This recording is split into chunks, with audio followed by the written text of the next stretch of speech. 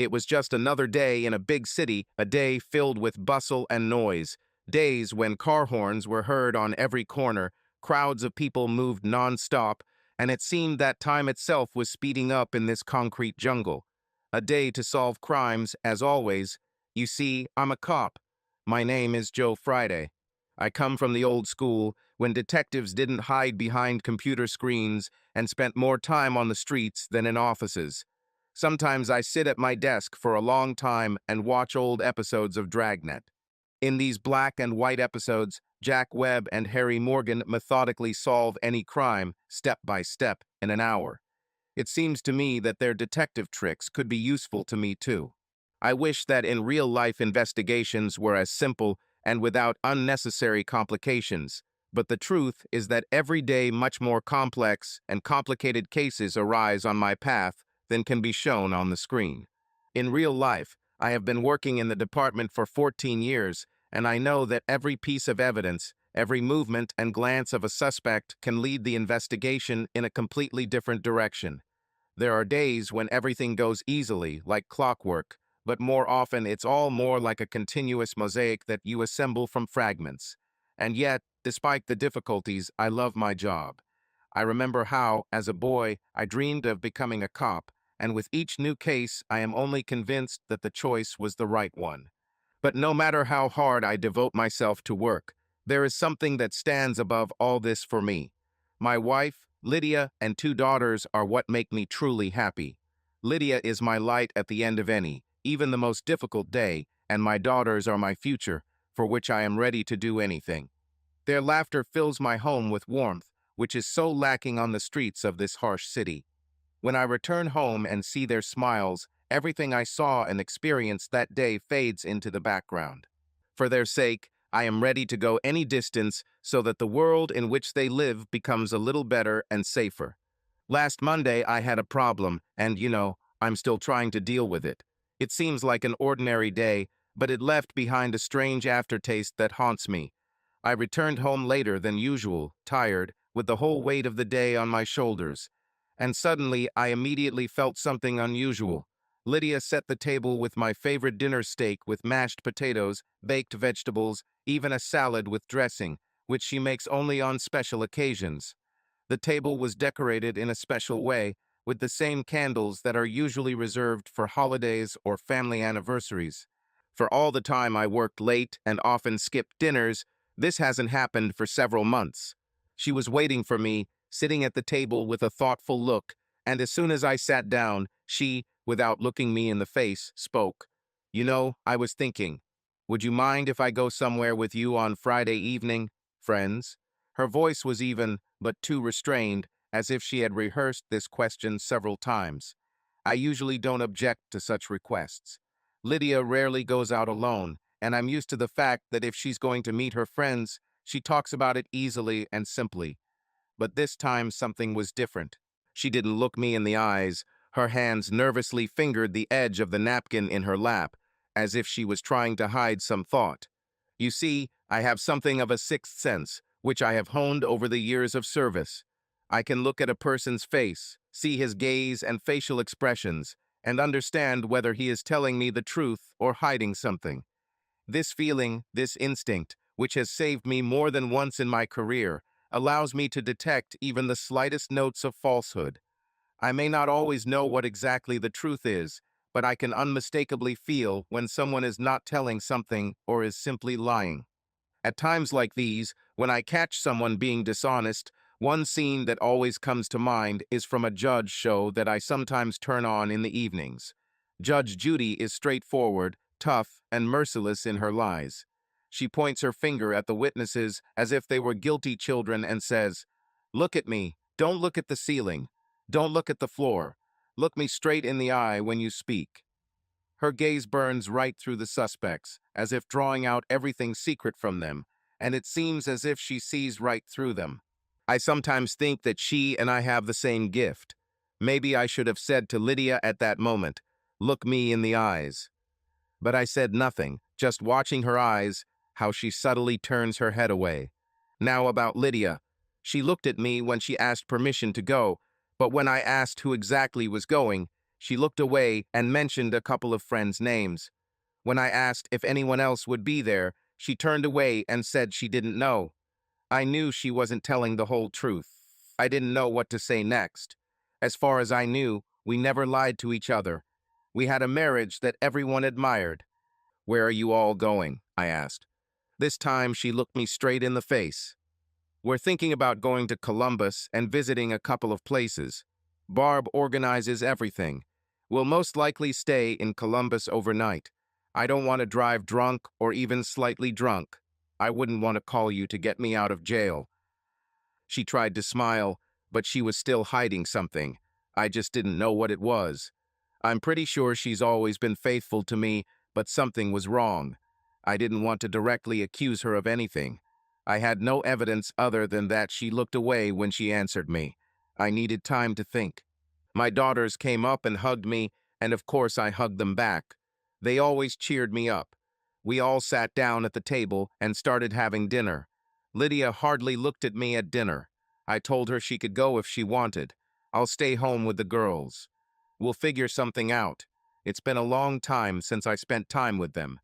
I met Lydia 12 years ago, and now it's hard to imagine how my life would have turned out if it weren't for that day when it all began. It was a hot summer day when the asphalt seemed to melt underfoot and the hot air flowed over the road, making everything around a little blurry, like in a mirage. Jean, my partner, and I were patrolling a familiar area. We have long noticed that on one of the streets drivers often exceed the speed limit, especially in the late afternoon when they are rushing home, and we decided to install a radar there to slightly cool their ardor. Jean was an excellent partner, yes, a woman, and despite all the stereotypes, it was difficult for me to imagine a better partner in the service. We had worked together for several years, and I could always rely on her. She was confident, decisive, and in case of danger, she knew how to act quickly and clearly.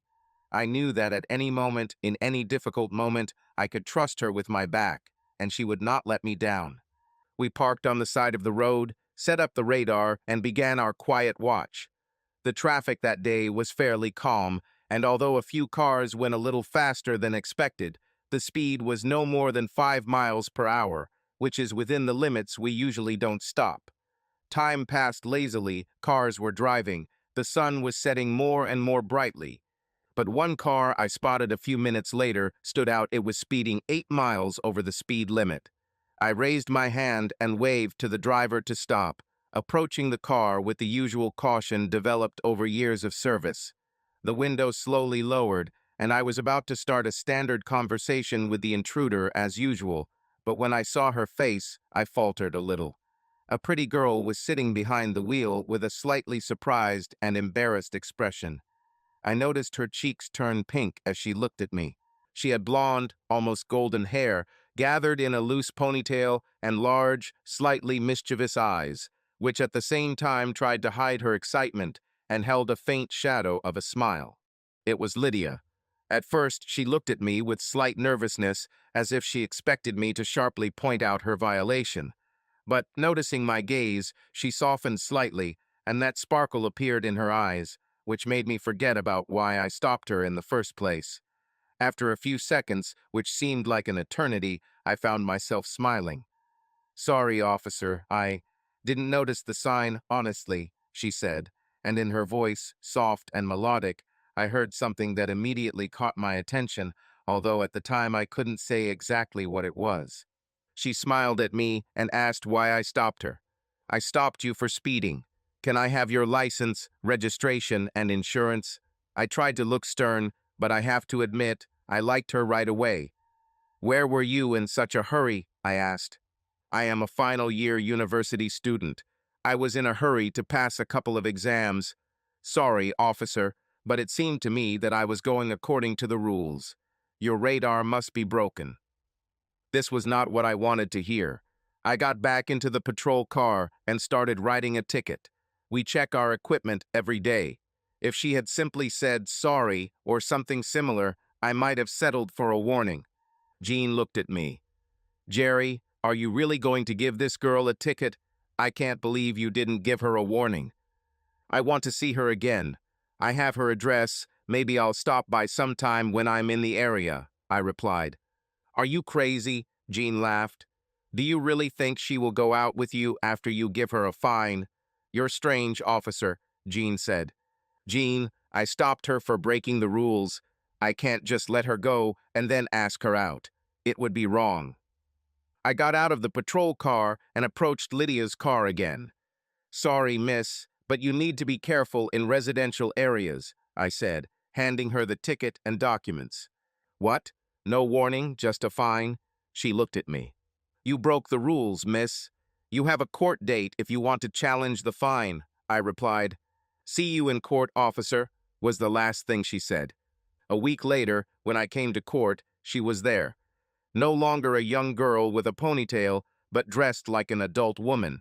She looked stunning in her elegant dress. She didn't look vulgar, but she definitely looked attractive. It looked like she was going to try to charm the judge. Lydia looked at me, and I smiled back at her. It was clear that she was going to say, sorry, the officer probably made a mistake, until she saw the judge. It was Judge Hazel Hawkins. When Lydia looked at me again, I had a smug grin on my face.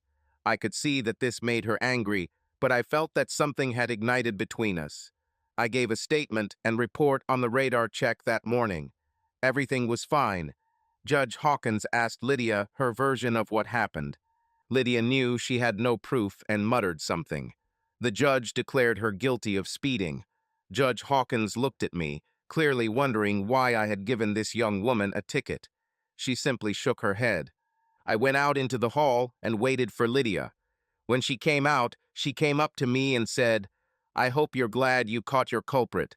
In this case, a criminal. I smiled at her and blurted out, will you go on a date with me? What? You gave me a ticket, ruined my weekend, and you really think I'll go on a date with you? She asked. She looked at me, and I knew she was interested. How did I ruin your weekend? It's not even the weekend yet, I asked. I was going to hang out with my friends and celebrate finishing my exams, but now I have to pay this damn fine you forced me into, she said. First of all, you were speeding, and second of all, I want to take you to dinner and dancing this weekend. I will pay all expenses, I said, feeling that I was winning her favor. What about my friends? What should I tell them? She asked. Try to tell the truth. Say you had to pay a speeding fine, and now you don't have money to go with them. Tell him the cop felt some remorse and offered to take you out to dinner and dancing and wants to marry you. I laughed. Lydia laughed too. Okay, I'll agree to dinner and dancing, but the wedding will have to wait. Let's see how dinner goes. I'm fine with that, but honestly, I'm sure you'll love me. I can see it in your face. I'll pick you up on Saturday at 7. Will it suit you? And wear the same dress, if possible. 7 is great, and I'll wear this dress if you promise not to wear a uniform. I don't want anyone to think that I'm being arrested. Do you need my address? No, I already have it. I drove past for a whole week in the hope of seeing you. So you were the one hanging around my house.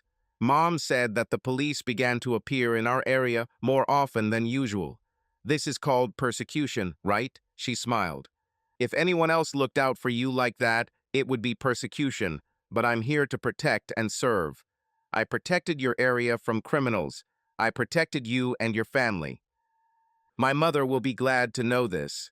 I will tell her today so she can sleep peacefully knowing that you are always there, she said with a smile. Our first date went great. It was like a moment when the rising sun illuminates everything around, giving familiar things a new meaning and shine. Lydia, so small and graceful, standing 5 feet 3 inches tall and weighing no more than 115 pounds, seemed petite to me, almost frail. Unlike me, 6'3", beefy, 220 pounds, she was my complete contrast. But when we walked down the street together and laughed at something, it seemed to me that walking next to me was not just a woman, but a person who knew me like no one else, who understood me perfectly. Then I had no doubt that it was almost love at first sight, or at least from the first date.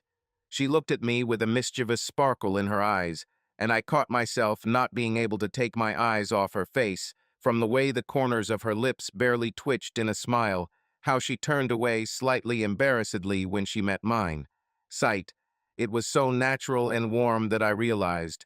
In front of me was a person with whom I could live my whole life, and it would still be interesting.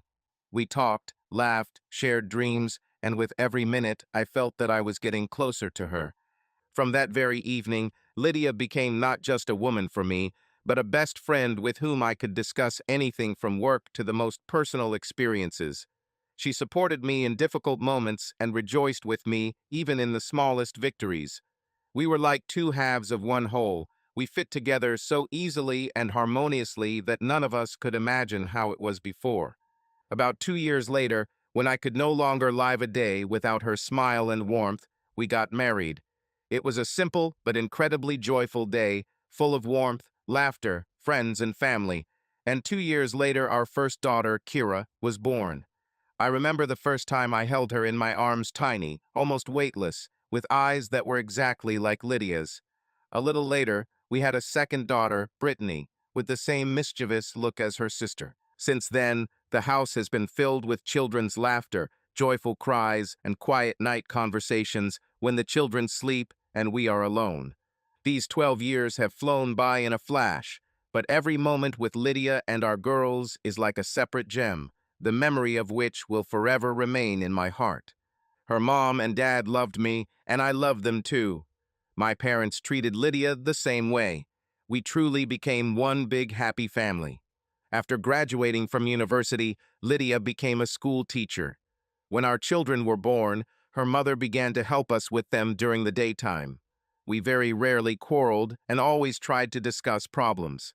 I told her about things I had to do at work, and she shared stories about her students.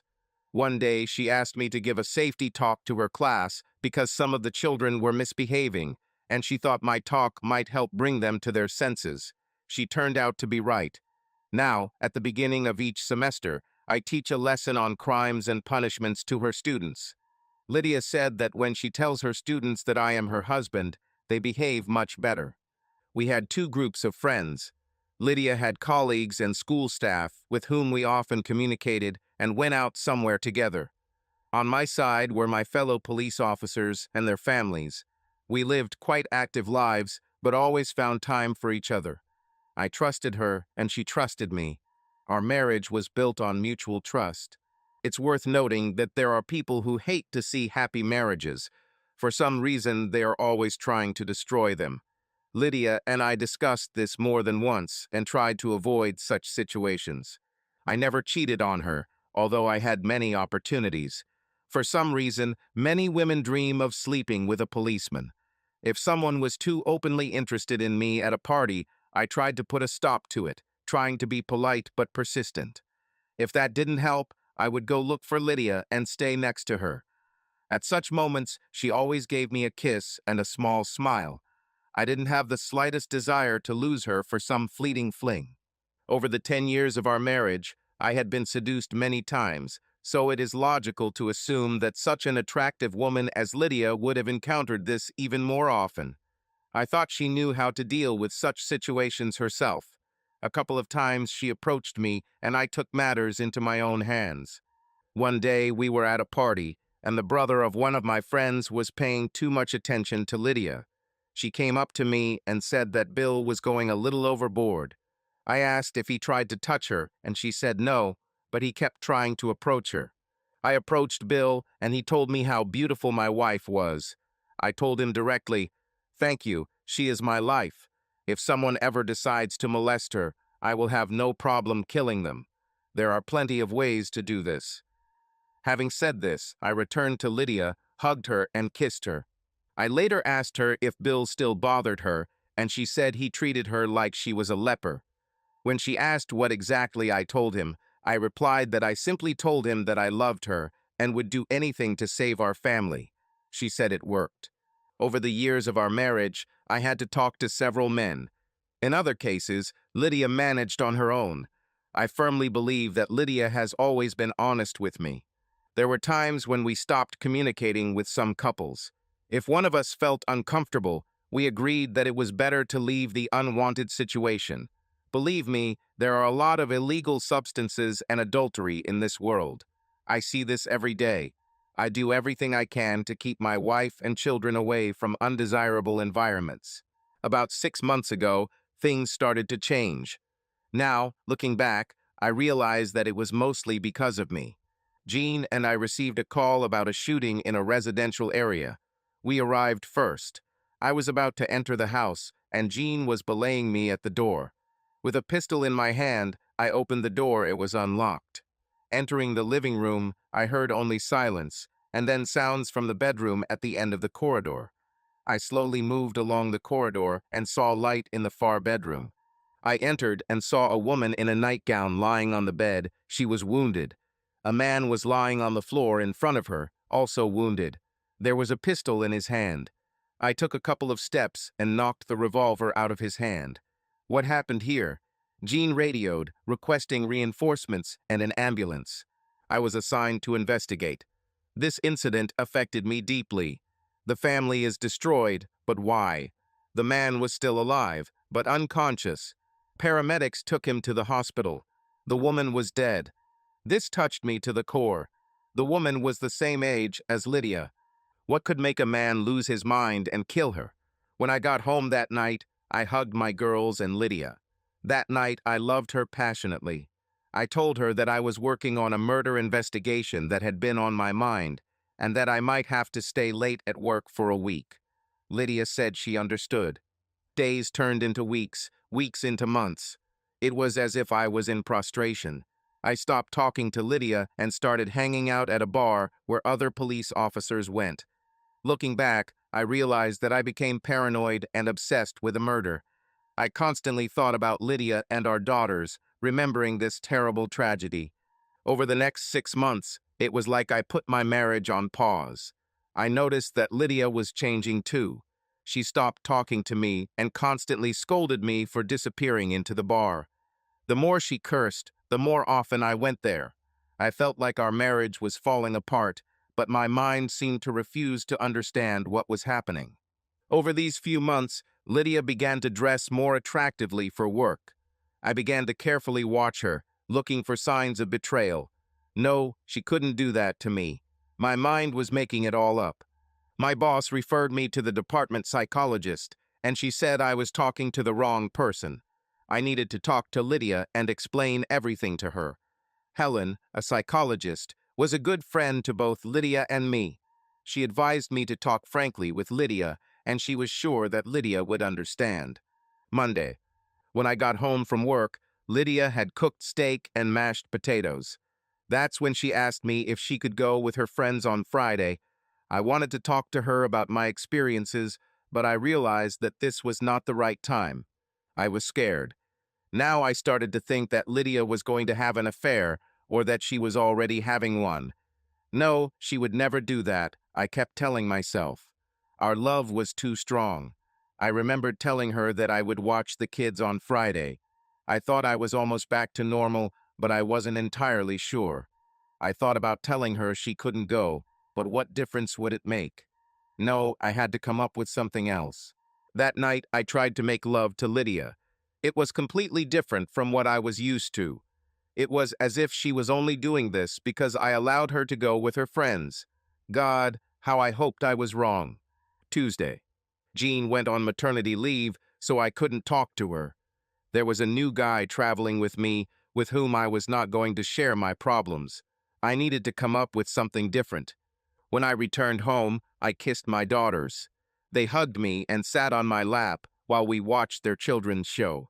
Lydia came into the room, greeted me, and told me that dinner was almost ready. I watched her carefully, looking for any signs of change. I, as before, could read faces. At dinner, I told Lydia that I had an idea. "What's the idea, Jerry?" she asked. "Let's make a plan B for this weekend. Forget about going out with your girlfriends on Friday, and we'll take the girls to an amusement park. Maybe we'll even stay there overnight. Let's spend the weekend with the whole family." "You didn't even notice us for 6 months," she replied. "And then one day, when I decide to go somewhere with my friends because you don't want to take me anywhere, you suddenly have the idea of spending the weekend with the girls. No, you plan your trip and spend time with your daughters, and I'll go with my friends."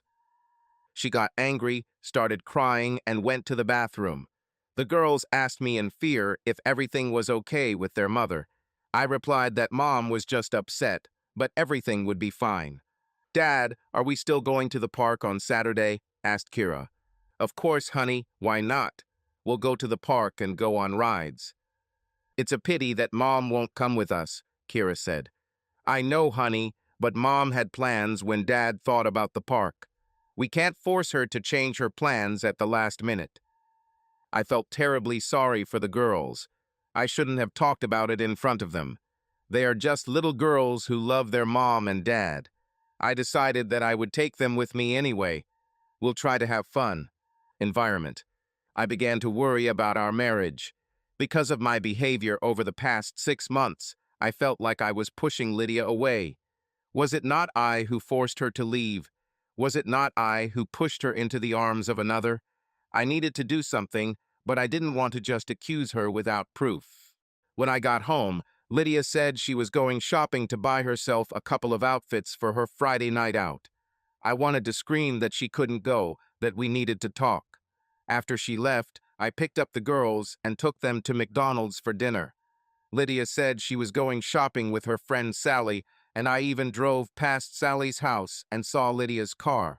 It was unpleasant for me to follow her, and I was not proud of it. After dinner with the girls, we returned home, and they watched TV while I checked a few things around the house. Maybe some emails or voicemail messages. I even went down to the basement and checked the caller ID on the phone we barely used. I noticed a few unfamiliar numbers and wrote them down in case they were useful in the future. None of these numbers seemed to have been called more than twice. When Lydia returned, she had several packages. She took them to the bedroom. I asked what she bought for her going out, and she looked at me strangely. "Now you're suddenly interested in what I'm wearing?" asked Lydia. "I'm just trying to be a good husband and show interest in what you do and what you buy. If you don't want to show me, then don't," I replied. She returned to the bedroom and brought out a little black dress. "Here, I bought a dress," she said. "Beautiful dress, you will look gorgeous in it." This bothered me. The dress was short and had a deep neckline. I was afraid, but didn't know what to say. "I feel a little uneasy at the thought of you looking so attractive," I replied. "I saw more packages. What else did you buy?"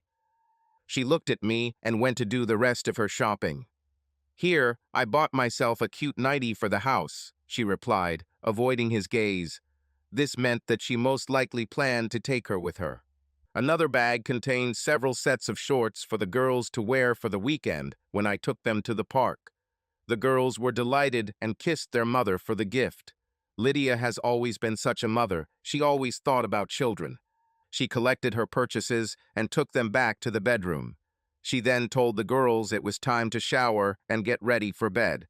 After she put the girls to bed, Lydia took a shower herself, while I checked one of the bags that she didn't show me. Inside, I found a pair of black lace panties and a sexy bra, the perfect pairing to go with the black dress she had bought. Now I could only wonder why she didn't show them to me. She was probably afraid that I would be angry. When she got out of the shower, I told her I was going to the club. I needed time to think through a plan of action. When I returned home, she was already asleep. Thursday. I kissed the girls in the morning and even kissed Lydia before leaving for work. While on patrol, I had an idea. I stopped at the corner flower shop and bought a bouquet of mixed flowers for Lydia. Her favorite flowers were yellow carnations, but I didn't want her to know that the flowers were from me. I asked the florist to sign the card. "For a special lady, I can't wait for the weekend." The card simply said, "Your friend," without a signature. Lydia loved fresh flowers. Every time she went to the store, she liked to buy a small bouquet and put it on the table. I asked that flowers be delivered, and if no one was home, just leave them on the porch. All day I thought about these flowers. I also decided it was time to have a serious talk with Lydia this evening. I needed to tell her how I felt and why I had been acting so strange the past few months. I just hoped I wasn't too late. When I returned home, Lydia greeted me with a slight smile and put dinner on the table. I noticed a bouquet of flowers on the table and asked her where they were from. She looked into my eyes, then looked away and, after hesitating, answered, "I went into the store and saw them in the flower department. I decided to buy them." "Aren't they beautiful?" "Yes, very beautiful," I said, although everything inside me sank. She didn't even mention the card and lied and said she bought the flowers herself. It really hurt me. I told Lydia that I needed to talk to her after we put the girls to bed. "This is very important." She looked at me in surprise, but agreed to listen. I needed to explain to her what had been happening to me in recent months and why I was acting this way. I felt like I was losing it and didn't know what would happen after it came out on Friday. "Lydia, I need to tell you what's happening to me. I've kept this to myself for too long." I spoke to Helen, and she said, Lydia interrupted me. "Helen, are you cheating with her? I always thought she was our friend. I can't believe it." Now I interrupted Lydia. "Treason? Helen and me? Are you serious? Where do you even get such thoughts from?" I asked. "You've been so distant these past months that I thought you were having an affair. I just didn't know with whom," Lydia answered. "Stop it. I don't have any affairs. I just had problems with emotions after one thing. I was sent to talk to Helen because she is a psychologist in our department. She told me that I was talking to the wrong person, that I needed to talk to you, and here I am trying to do it if you will stop interrupting me with your accusations," I said. "Sorry for interrupting. I'll try to listen to you. I hope this isn't just a ploy to stop me from going out with my friends tomorrow," Lydia said. I started telling her about that murder. I couldn't understand what could make a person kill his family and then try to commit suicide. When I came across this scene, it literally destroyed me inside. It wasn't easy for Jean either. We don't have cases like this very often. It was a terrible sight. That night when I returned home, I hugged the girls and made love to you, Lydia. It was a moment I will never forget. I couldn't understand how a man could do this. Neighbors and colleagues said they had an ideal marriage. They always seemed happy and rarely quarreled. It was like our marriage. 2 days later, I was able to talk to my husband. We conventionally called them John and Jane Doe. The chest wound turned out to be self-inflicted, as we thought. The first thing he told me was that he asked me to kill him. I didn't want to live anymore. He begged to be disconnected from the devices. He said that he always believed that he had a great family and a loving wife. Never in his life could he have thought that his wife was cheating on him. They were married for 10 years, about the same as us. He said he thought he had the perfect life. There were no financial problems. Love reigned in the family. He wasn't supposed to be home for another 2 days. But he finished things early and took a ticket on an overnight flight to surprise his wife. When he returned, an unfamiliar car was parked in the driveway, so he pulled over to the house. The only light in the house was in their bedroom. Quietly getting out of the car, he opened the door with his key and entered the house. He heard sounds from the bedroom. Looking inside, he saw his wife with another man. He froze in the doorway, not knowing what to do. Told me he never thought he'd be in this situation. "They didn't even notice me," he said. He left the house and drove back to the office. When he arrived at the office, he opened the safe, took a revolver and some extra ammunition, and then drove back to the house. He had no idea how long the whole trip took, but when he returned, his wife was already standing at the door, kissing the man goodbye. John waited until he got into the car and drove away, and followed him about 40 miles to the next town. He followed him into the parking lot, and when he got out of the car, John killed him and returned home. He made sure to reload his weapon before entering the house. He told me that he didn't really know what he was going to do when he went inside the second time. He also killed his wife. A neighbor heard the shots and called 911. At first, we didn't even suspect that these two incidents were connected. I went to another station and we checked the data. The other man's name was Clyde Fowler. He was a sales representative for the company where John's wife worked. He was married with 3 children and lived in Baltimore. No one knew if this was their first meeting. For the last 6 months, every time I thought about this case, I thought about us.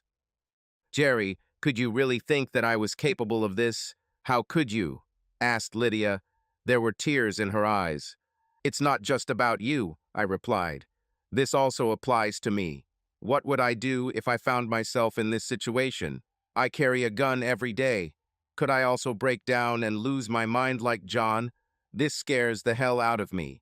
In recent months, I have looked at you and seen that you have changed. We don't talk to each other anymore.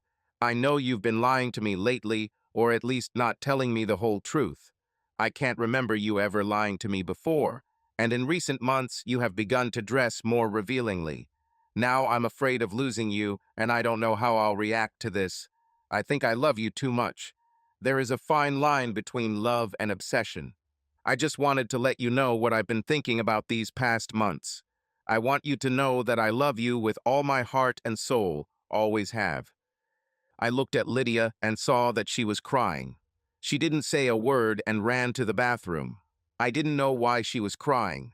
I just opened my soul to her and she cried. Did she do something bad? Did I say something wrong? I was completely confused. I decided to go to the club and leave Lydia alone with her thoughts. Perhaps she needed time to think things over. I knew I did the best I could and was honest with her.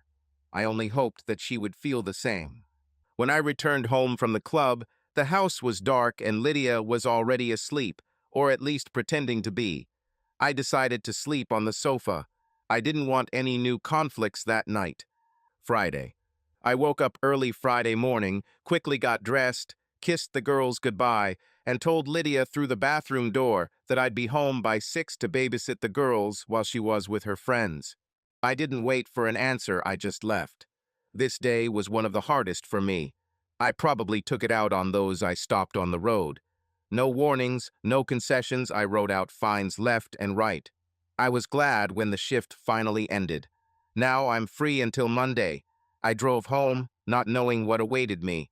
I imagined Lydia dressed in that sexy black dress, ready to meet someone else. These thoughts made me furious. When I opened the front door, I smelled dinner. Lydia met me in shorts and a t-shirt.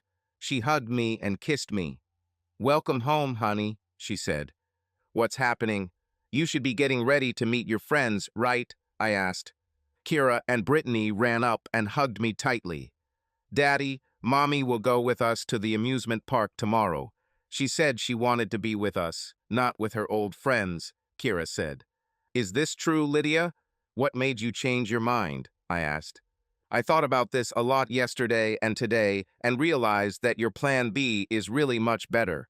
Later, I will tell you my version of events. Now dinner is ready and you don't like cold steak." "My favorite dinner twice a week. Looks like God heard my prayers," I joked. We all sat down at the table and started having dinner. The girls told me what happened at school that day, and Lydia shared how her day went. When they asked me how my day was, I said that a lot of people got speeding tickets today. Lydia smiled and said, "Well, you can't marry either of them because you're already married." We laughed, and the girls just looked at us in surprise. After dinner, the girls ran to get their suitcases and began packing them for their trip to the park. Lydia laughed as they tried to take all their toys. "No, girls, you can only take one toy to play in the car on the way. You need a change of clothes and overnight items. And don't forget your swimsuits if you want to swim in the motel pool." "Can we swim in the pool?" Brittany asked. I looked at these happy girls. "We'll go on rides, swim in the pool, and eat at any restaurant you choose. This is our family weekend," I replied. The girls jumped for joy until Lydia calmed them down and put them to bed. I sat on the couch, waiting for Lydia to come and talk to me. She sat down on the chair next to me. "Sorry for the tears yesterday. I cried for many reasons. Jerry, I love you. I thought you had someone else and didn't know how to deal with it. I remember you telling me about that murder about 6 months ago, but I didn't know all the details because you stopped talking to me. I waited about a week, but you completely closed in on yourself.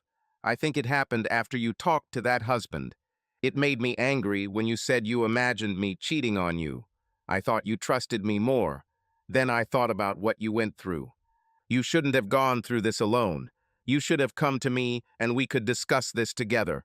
I thought that you were cheating on me, and you thought that I was cheating. All this happened because we stopped talking to each other. Regarding the clothes that I began to wear, I started to worry that you were losing interest in me and perhaps thought I had gained extra weight. I started working out, lost about 15 pounds, and bought a few new outfits in hopes that you would notice. But at least it seemed to me you didn't even notice. The only times we made love, I had to initiate it, and you did everything somehow mechanically, not with soul. On Monday, it seemed to me that you only did this because I asked permission to go for a walk. It was painful, both physically and emotionally. I don't like this approach of yours. I stopped talking to you because every time I started a conversation, you raised your voice at me. I can't describe how much this affected me. You've never yelled at me before, and now I am afraid to ask you anything. And then you started staying at the club almost every evening. I knew something was wrong, but I didn't know how to fix it. You just didn't talk to me. You bought me flowers, didn't you? Why didn't you tell me? I was horrified when I received them. You knew that I loved yellow carnations, and that's why I knew it was you. Why did you do this? I wanted to check if you had someone.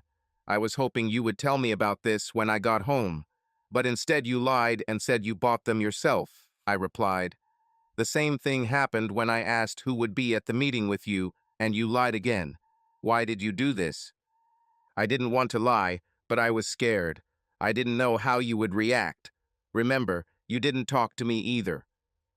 Well, here we are talking. Tell me what really happened. Do you have someone? I asked. God, no. You are my only love and always have been. But I wanted to tell you that one guy tried to flirt with me, but I was afraid that you would get angry because you had become so distant. You know how we usually joke with our friends and tell dirty jokes. We have a new employee at our school. His name is Matt. I don't really know anything about him, but when he started flirting with me, I immediately told him that I was happily married. He retreated for a while, and I thought everything was fine. When Sally invited me to go with her friends, I decided why not. You refused 3 times when I asked you to go somewhere together, and I decided to agree. Later, Sally told me that Matt would be there too because he knew I was coming. This bothered me a little because I didn't want to spend time with him at all. But Sally said that there would be a lot of us, about 8 people, of which only 2 were men, Matt himself and Bill, who was coming with his wife. I decided that this was a safe company. I wanted to invite you, but you refused 3 times, and in the end, I didn't go. When you asked who it would be, I didn't say his name because I was afraid you'd get angry and lose your temper. And when I received the flowers on Thursday, I thought they were from Matt. I didn't know what to do. I've never received flowers from anyone but you. When you came home and asked where they were from, I was scared. If they weren't from you, then only Matt could have sent them. I was too scared to tell you, so I lied. I'm terribly ashamed of this, but I just didn't know what to do. This morning I walked up to Matt and yelled at him. I told him that I was happily married, that I loved my husband, and that he should stop sending me flowers or anything like that. He looked at me and said he never sent me flowers. That's when I realized it was you. I felt stupid, but I still told Matt not to try anything like that. Otherwise, I would tell you everything, and you would talk to him. Jerry, I love you with all my heart. There is no one else. There never was and never will be. I need you to know that, Lydia said. I know I love you too and only you, I replied. No, Jerry, you don't understand. These are not just words. Look me in the eyes. I know you can read faces, so watch and listen. Jerry, I love you and only you. Do you see the truth in my face? I saw the truth in her face, that she was speaking sincerely. I leaned over and kissed her passionately. Yes, I see the truth, and I honestly believe you, I said. We got up and went to the bedroom. She put on her new short pajamas that she had recently bought, and I stripped down to my boxers. I brought us a glass of soda each, and we lay down on the bed to watch TV for a while. After some time, we had sex. Our love returned. The rest of the weekend went great. We enjoyed time with the girls, and at night the girls slept on the big bed, and we slept on the pull-out sofa, where we could afford to be louder than ever. We felt close again like before. On Monday morning, on my way to work, I bought a dozen yellow carnations and sent them home. On the card he wrote, "To the woman I love, thank you for a wonderful weekend." Of course, I didn't sign up again. When I returned home, the flowers were on the table, and my smiling wife was next to me. She handed me a card and asked, "Are these flowers from you? If not, then you better find out who sent them." She smiled and kissed me. I asked how her day at school was, and she laughed. She said that her friends finally got together on Friday, and Matt came. He asked Sally where she was. Sally told him, "Matt, stay away from Lydia if you value your life. She's married to a cop who's 6'5", weighs 250 pounds, and would kill you if Lydia told him you hit on her." "And what did he tell you today?" I asked. "Apart from saying hello, he kept his distance from me. I think he thinks I have leprosy." Lydia laughed. "Jerry, let's have another baby. I want to give you a son." I smiled at her. "Honey, if this is what you want, we will practice day and night. If we have a girl again, the main thing is that she is healthy and as beautiful as you and our girls. I have the most wonderful family you could wish for." Our life has returned to normal. We had dinner together almost every evening. The girls told us about their day, and Lydia and I shared our stories. We decided not to keep secrets from each other anymore. A couple of weeks later, Lydia told me that her friends were going out again, and she would like to go too. I frowned a little, but she continued, "I will only go if you come with me. I want to wear the same black dress that I bought last time. Shall we go?" I thought for a moment, then looked into her eyes. "Only if you wear those black lace bra and panties you bought to go with it," I smiled. "Did you know? It seems that you can read not only faces, but also thoughts. I wanted to surprise you, but I should have known that I couldn't hide anything from you. Mom said she would look after the girls, but I promised them that next week we would take them somewhere. So this week it's a party, and next week it's a zoo with the girls. Have I told you lately how much I love you, Jerry Walker?" "You tell me that almost every day, and I really like it," I smiled. We went to a party with her friends and had a great time. This same Matt never showed up, and it was probably a wise decision on his part. After the fun, we went to our room. "Let's make a baby, honey. I don't take the pills anymore," Lydia said, smiling slyly. I saw from her face that she was serious. We made love. 3 months later, Lydia asked me to go shopping with her. She started to gain a little weight and wanted to buy a couple of new things. The girls stood nearby and asked why Mom was gaining weight. "Well, I have a surprise for you. In 6 months, you will have a brother," she said. She looked at me with tears of joy in her eyes, and I knew she was telling the truth. We no longer kept secrets from each other. There were too many difficult moments and experiences behind us to hide behind masks and omissions. It was as if the invisible wall that once existed between us had finally collapsed, allowing us to look into each other's eyes without fear or embarrassment. We shared our stories every day, from the most joyful and funny to the painful, and those that were previously only talked about with reluctance. This became our quiet tradition. In the evenings, over a cup of tea or a glass of wine, we told each other about what happened during the day, about our thoughts and feelings, even the most intimate ones. I was always there if problems suddenly arose or someone tried to pester her, ready to protect and support her, no matter how insignificant or absurd it might seem. She knew that she could count on me at any moment, and it was this trust, this feeling of mutual support, that strengthened our relationship. We both understood that at the root of most family problems is a lack of communication, those voids that accumulate when what is left unsaid turns into barriers. Therefore, we were determined, as if making an unspoken vow, not to allow such cracks to appear between us. We agreed that we would talk about everything, even the smallest and seemingly insignificant things, so that our souls would remain open to each other, and this is the source of our strength. For those who are interested in the fate of John, the man who killed his wife, he survived and appeared in court, where he was found guilty. He is now on death row awaiting his sentencing. He refused all appeals. Subscribe to our channel so that your love doesn't cheat on you, and go ahead and listen to the next story, because this story is nothing compared to the next one. If you're under 18, don't even think, click to the next one. Click to the next one. Click to the next one.